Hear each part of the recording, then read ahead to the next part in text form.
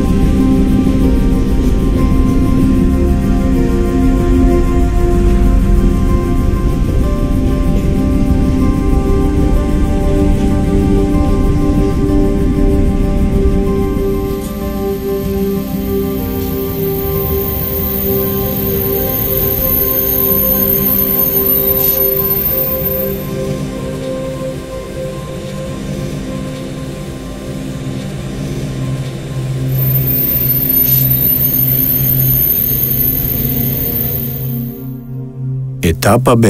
Lepavina-Koprivnica.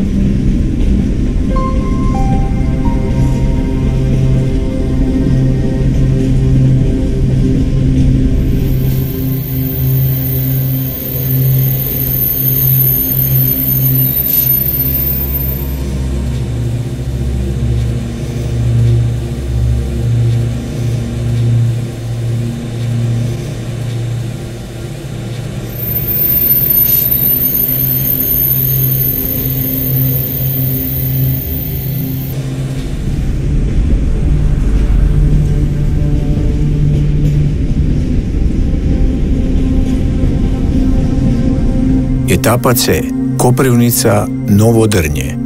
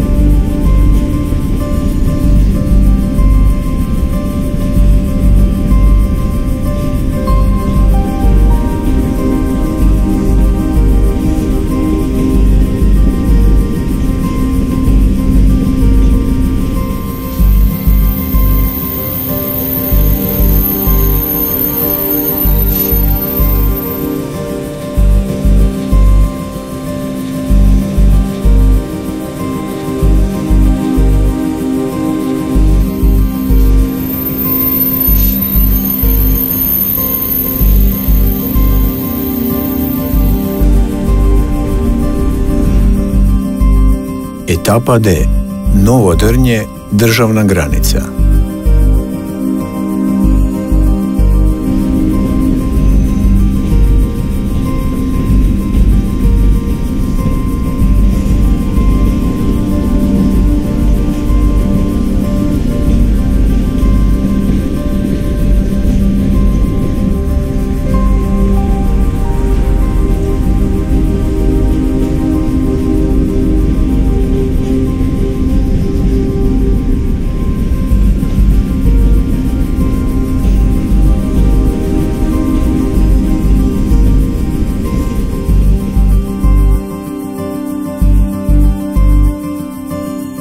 Projektom je planirana dogradnja drugoga kolosijeka i rekonstrukcija postojećega kolosijeka od Križevaca do mađarske granice.